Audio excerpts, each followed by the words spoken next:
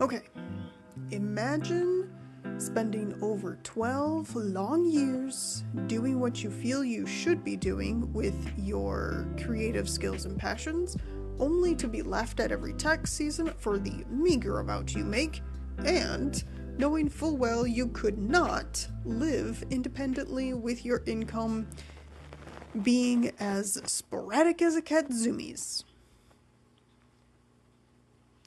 If you can't guess, that was, and well, currently is, still me. Hello and welcome. I'm Amaniris, and today I'd like to talk a bit about why I quit doing artwork for others and am attempting to go solo with my career. For starters, this isn't the first time I've done things solo. I've tried things in the past with teams and by myself, and yet, in the end, here we are. For today's Doodle talk, I'm drawing a strange little newt, hopefully adorable by the time it's done. The sketchbook I use here isn't exactly the best for trying out markers. I haven't actually either never used or haven't used in years. So we're also going to give that a shot today too. Both the sketchbooks and the markers were gifted to me several years back, so I still want to actually put them to use rather than just letting them sit around collecting dust. They're at least a great practice book and tools, and I usually just do pen doodles, but today we're attempting some color too. It's actually shocking given how rare I do traditional colored works. I should do more, and I will work on it. Definitely. I'll work on it.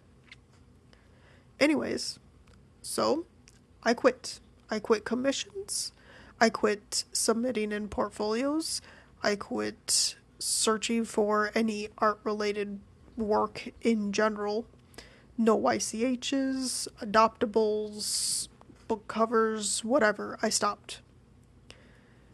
This year, I gave anyone who wanted a last chance to commission me back in January. And that was it. I closed the doors. I'm no longer the past me, and even now, as I still learn and figure things out in terms of what to do next, this has all been a pretty transformative journey so far for me. Why though? Why quit? Isn't that dangerous?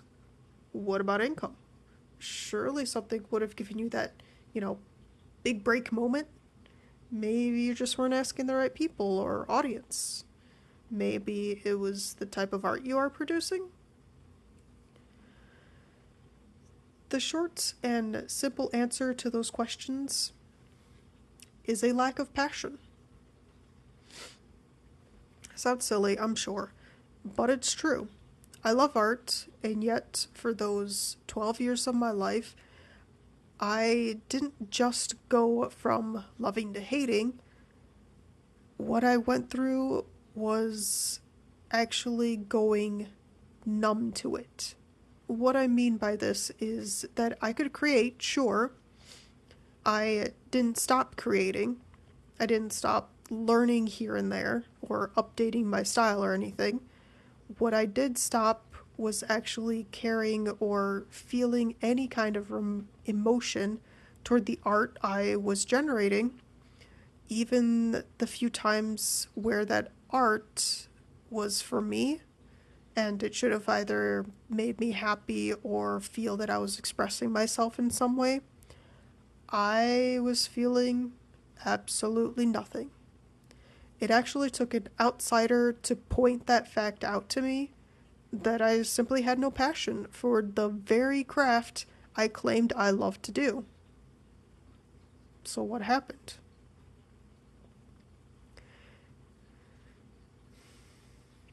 It was a lot of things, but most of it was within such a short span of time that created a bunch of things from anxiety to even depression that I had maybe previously learned how to maintain, but this time, because it was so high, I actually had no idea. And it was a struggle. I was sad all the time. I didn't even know why. I was procrastinating constantly, and yet still making, usually barely making deadlines. I was online almost chronically. I was, taking in the lives of others and building upon those same negative thoughts of, I wish that was me. Why are they earning so much when I do the same thing? Why am I not popular like they are? So on and so forth. Usually the same thing you run into in your teen years, but this was basically the adult version of it. And with technology as far more advanced than it was when I was a kid, a lot changed. And in short, it hurt me greater than I was even aware of at the time. And thus, here I am, without a single well, scratch that. I actually do still have one client. I keep them because the pressure is very minimal, and they are absolutely amazing people to work with. So yeah, I'll keep them as a client. And I also consider the limited number of reward slots I do each month for my Patreon, for my patrons. I do artwork for them as my method of saying thank you for all their support. And right now, those two things are my only income. Those few precious, absolutely amazing patrons keep me sane. Not even lying. The income I earn is definitely a far cry from being enough to call myself independent. And thanks to my partner right now, I am actually able to take this time to truly try something new, to actually express my passion in my artwork and try these videos and stuff. While I completed up the rest of my owed work, I thought through what I could even do on my own, since I do admit my audience is very small. I'm not ashamed by those numbers or anything, but it is small. Even my webcomic, it's definitely my baby. I'm not killing it anytime soon. But I am aware that it has a small fan base. It's not a very fast-paced story. It has its action and drama, but it is building towards bigger things, and that progression is often slower than what most comics tend to do these days. But, like I said, it's my baby. I've spent years developing it before I actually posted it live in 2019. I've done practice pages, I've world built everything. It's definitely my passion, and it's not going anywhere. So I guess that also works as a shout out. My webcomic is called Parallel Rift, by the way. You can read it for free on either Tapas, just look up Parallel Rift, or you can also read it on its own website at parallelrift.com. It's a fantasy drama story. Might be exciting, has some critters and fun spiritual fantasy things in it, so go check it out if that sounds interesting to you. Okay, so let's talk a bit more about why I quit doing art for others, commissions, whatever. One, it wasn't actually getting me anywhere, neither financially nor mentally. 2, it quite literally sucked the life out of me and out of the things that I wanted to do. Every day I was just chasing a new potential job with issue after issue. I tried things that ended up failing, such as some comics I did in the past. Even tried to create my own game.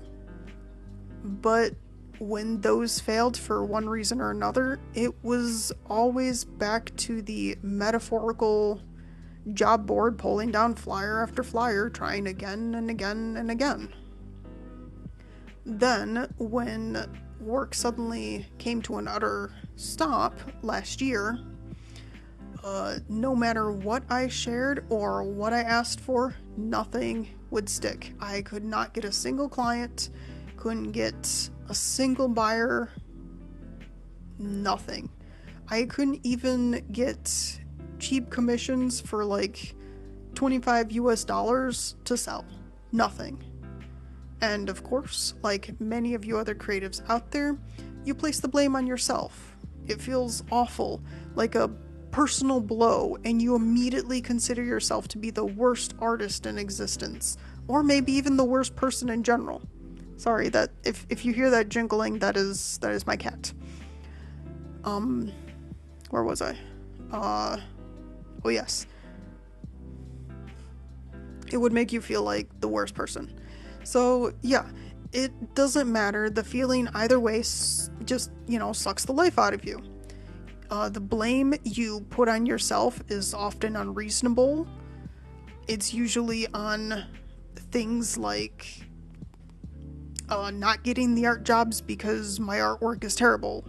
Surely the reason I have such a low audience count is because I'm not interesting or active enough or create enough fan art. So on and so on and so on. The list is probably really endless as to the bad things our brains will come up with.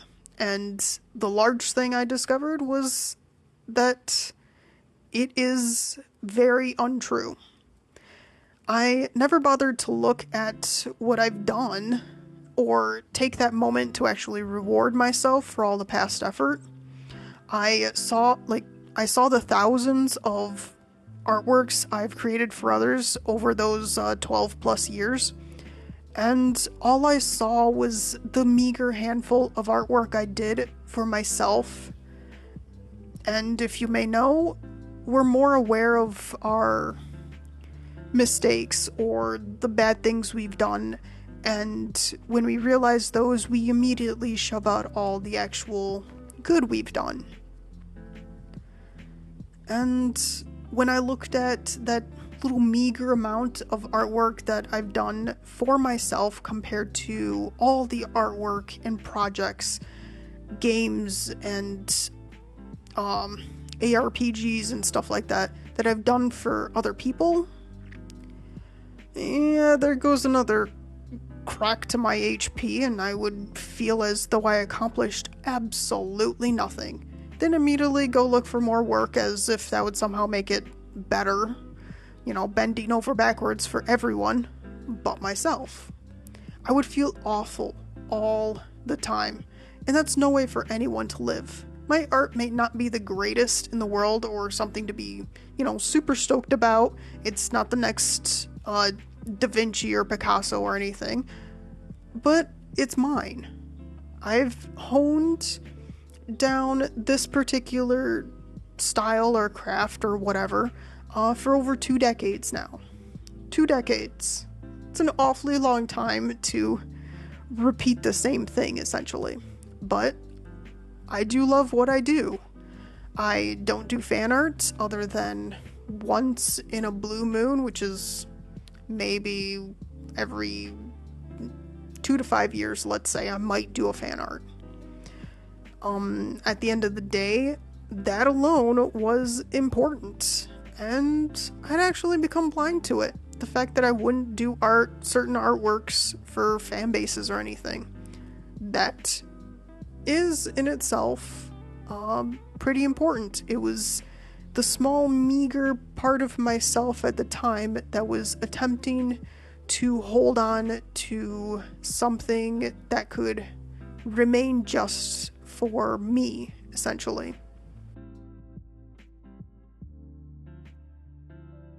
The key to being an artist is loving your art. Loving what you create for yourself, not for anyone else. If others like it too, that's fantastic.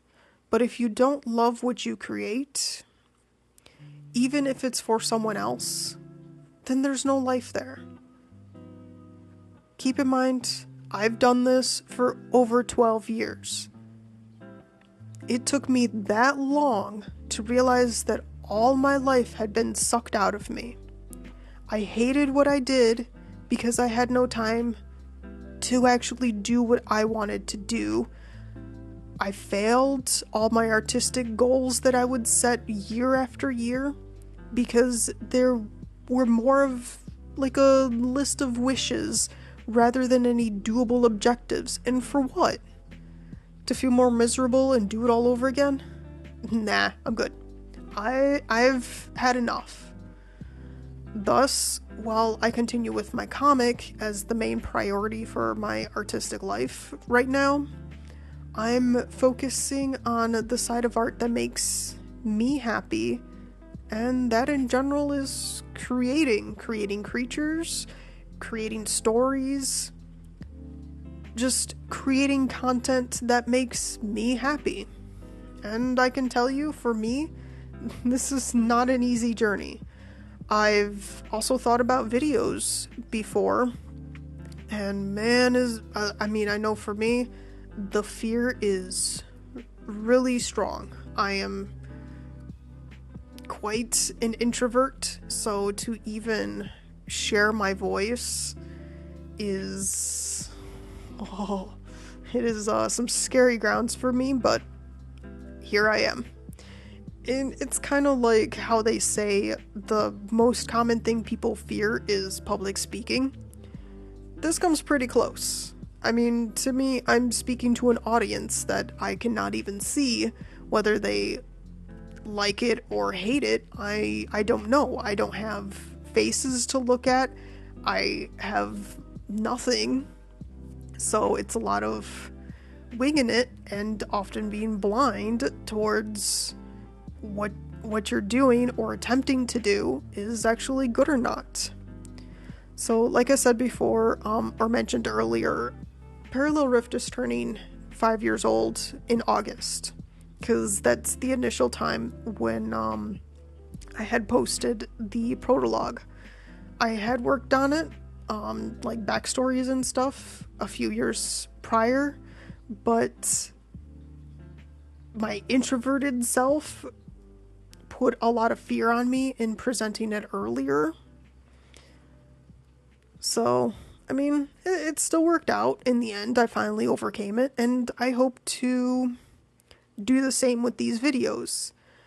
This comic itself doesn't earn a lot of attention, like I mentioned, but the attention it has received thus far is largely positive. Though with this video idea, it may be different. I'm not fond of things like my voice, and editing is not, it's not a forte of mine. I don't have fancy tools or some fancy equipment or anything. I can't afford it. I can't afford an editor. So I'm literally just taking the leap to not only overcome my fears, but to help me grow as a person and to hold myself in a way accountable for all the future videos I actually do have planned. So to speak on what I have planned thus far, February right now, it's around the end of February, I'm taking the time to adjust my Patreon and give it a more a niche setting rather than the jack of all trades, master of none it currently was. So that requires a lot of effort for me as well to just reset all of that. March will largely be doing just mostly content work and really putting the next stage of the plan into action. Depending on how that goes, we'll see what is done in April and so on and so forth.